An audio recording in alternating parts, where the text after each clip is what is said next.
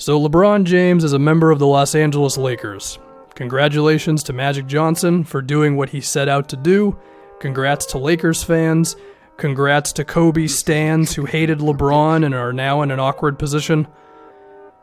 Where do we start with this? Well, there are many different avenues you can go with. We're just going to start with from a talent perspective. There's probably no bigger jump in the NBA that you can think of than going from no LeBron James to LeBron James. And we're going to dive into his teammates and stuff for this video, but we should make it known we really don't know what this team is going to look like in a couple of months. They have a decent crop of young talent, of course, but you go into win now mode, right? Because a week ago, or even a couple days ago, you could have said, well, they could go all in for Kawhi, and then that'll probably lead to LeBron. But now that you are guaranteed the best player in the league and potentially the best player of all time, I personally believe he is, then I think you can get a little more comfortable with adhering to what the Spurs may want to get LeBron his number 2 guy, right? But there are some other players that have already been rumored, and we'll address at least one of them for this video. But still, you got LeBron James, and that immediately makes you a playoff team, I would assume. And that's good stuff. But of course, you don't just stop there. But if we can talk about just the young players that are currently on this team, I think the one that would be the most interesting is Lonzo and the way that he is going to fit in with LeBron. Because, he's good with the ball in his hands. He's a very good playmaker, I would say. But off the ball is not really his thing just because he's not much of a shooter. Now, could that mean that LeBron is willing to play some off-ball basketball? Yeah, I mean, that's a thing he mentioned before. I think him setting screens could be pretty effective if he really committed to it. I mean, I see him set screens on the Cavs, and it's just like some half-assed thing. But if you use that as a real source of offense, that could be something. But if he was moving off the ball too, like sprinting to get around screens and get himself some open three-pointers, that could be an effective thing as well. The dude's smart as hell, so anything you ask him to do, I think will be fine. And that could allow Lonzo to just have an easier time and still play his game, but also make LeBron still LeBron, of course, and that's a good thing. Now, if Lonzo could also improve on his outside jumper, that would be huge as well, but we can't ask him to do too much. I guess you can hope for it, but don't come into next season expecting him to knock down his three-pointers like that. But I do think there's potential for him and LeBron to be good. There's a decent chance that Ingram is not on the team if Kawhi is on this team, but for the sake of it, we'll say I like Ingram. I don't love his outside shooting just because he doesn't take that many, but if he's with LeBron, I think it's cool. I think Josh Hart could play off of LeBron pretty okay because he's a good three-point shooter who cares about defense and all that. These are things that I mentioned like a week ago, but we got to talk about him again here. And I actually love Kyle Kuzma next to LeBron because Kuzma was a great off-ball player without the best player in the league on his team, so do the math on that one. But there's a decent chance he's on the Spurs moving forward as well. I don't know what happens, but if we assume that Kawhi is on this team and the Spurs get aggressive and they just say, well, look, if we can have the best player in the league and maybe the 5th best player in the league or so, then I think we'll be fine trading away a couple of our young dudes. Then that's just a hell of a 1-2 punch, and that is one that the Warriors definitely have to care about. Because you could say that these are the two guys, LeBron and Kawhi, that have really given Golden State trouble. I mean, we remember that game 1 before Kawhi got injured, and I think the Warriors still win that series, but it would have been interesting. And then, of course, we know what LeBron has done to them. Let's talk about DeMarcus Cousins, because he's actually been rumored as well. There's a decent chance that this might not really be a thing, but I've seen enough of it from people who are in on sources and stuff to where I at least talk about it. Hey, if there's anybody who can get DeMarcus Cousins to shape up and not be a huge distraction, it's got to be LeBron James, right? If anyone's going to warrant that respect from Boogie. His actual contract and the amount of money and the length could be a very interesting conversation, though. Now we're just going to talk without the scripted footage. And I'm going to start this with Julius Randle before we dive into everything else. I think he would fit in well with LeBron if he wanted to be a roller. And even if he was going to be like sometimes a pick and pop kind of a guy, he could go off the dribble. I don't know about his three-point shot. I do think he'd be a decent fit. Defensively, he got better this season. The only fear would be that he would steal the offense too much because he likes to do his face-up game where he is effective, but, you know, it's not as good as giving the ball to LeBron. There is a chance that Randle could end up being the best teammate for LeBron among the guys who are still there, and I think if the Lakers manage to hold on to him and not have to pay him too much in free agency, then that would be an accomplishment. Anyway, if we look at the Western Conference, it's still the Warriors number one.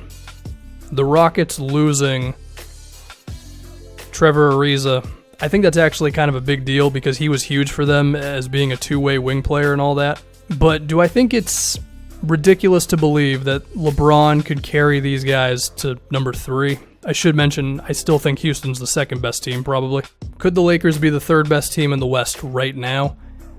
I do think it depends on Kawhi, because without him, it could be LeBron with a team that is probably better than the team he had in Cleveland, just because there's no like J.R. Smiths and Jordan Clarksons of the world.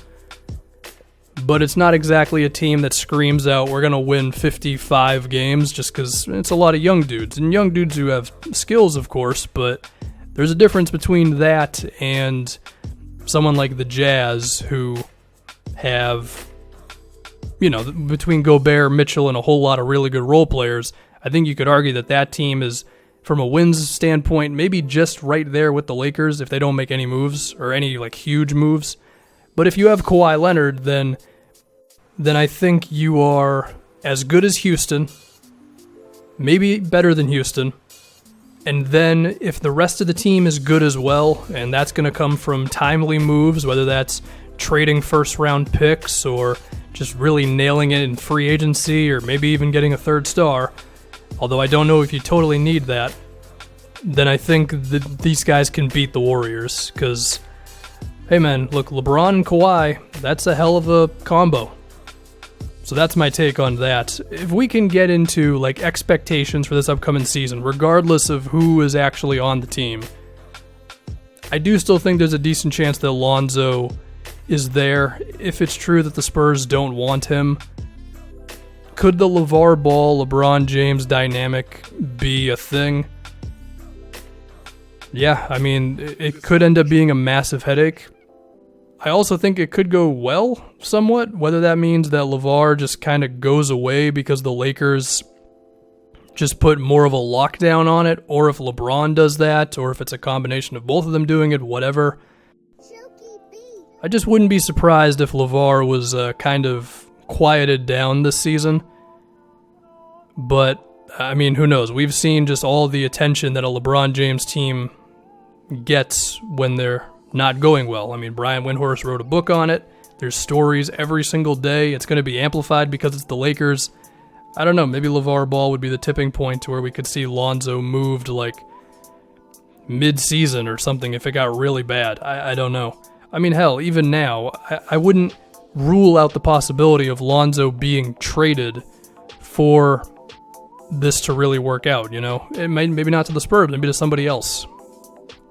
I don't know. Lonzo's good, but I think there is some reason to believe that it wouldn't be the perfect fit with him and LeBron.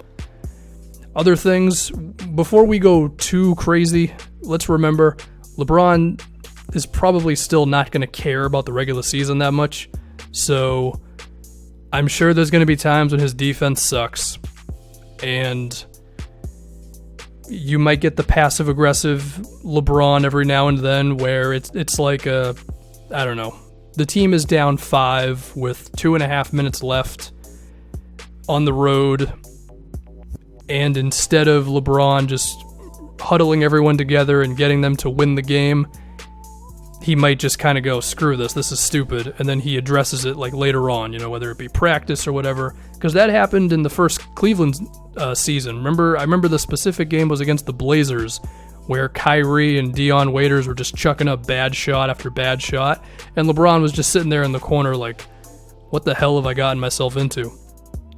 So I do think there's a chance that could happen, depending on his teammates. I mean, if Kawhi Leonard is there, then they might just win, whether LeBron is going all out or not, you know? We should also talk about, I guess, Luke Walton. That could be an interesting thing. I think Luke is a decent head coach. I think the Lakers do move the ball around. They have a good culture, and defensively they were very good for a team that, when you looked at them on paper, especially with Brook Lopez at center, you said, that team isn't going to be that good defensively, but they were one of the better ones in the league, right? So that's cool. I think the fact that he's a former player, I think that matters for LeBron. It did seem like he respected Ty Lue more than David Blatt, even though you could argue that from a specific, tactical standpoint, David Blatt might have been better than Ty Lue. Like, he had an actual offense that he wanted to run before LeBron scrapped it, and, Ty Lue a lot of the time was just about respect and getting in LeBron's face when he needed to, and I do think Luke Walton could do that as well, and these are things that matter when LeBron James is on your team, and they're things that you have to deal with, because the flip side is you're a great team, you make an obscene amount of profit, you sell an insane amount of jerseys, and you go to the finals every year. Now, it's going to be more difficult with the Warriors and the Rockets, of course, but still, this team should be good, and there might be some headaches along the way, because that's just how it goes. Or at least that's how it's gone all 4 years with the Cavs.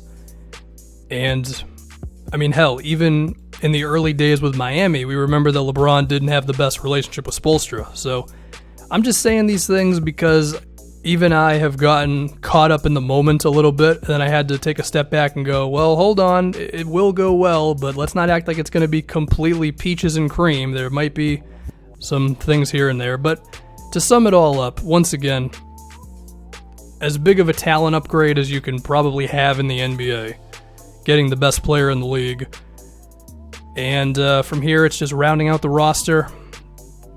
Honestly, if you can get Kawhi, I'm not going to freak out about who actually gets moved. Like, if Kuzma, Ingram, and Randall are not on this team next season, but Kawhi Leonard is, meh, it's fine. And yeah, should be good. Should be fun. Now we just got to wait.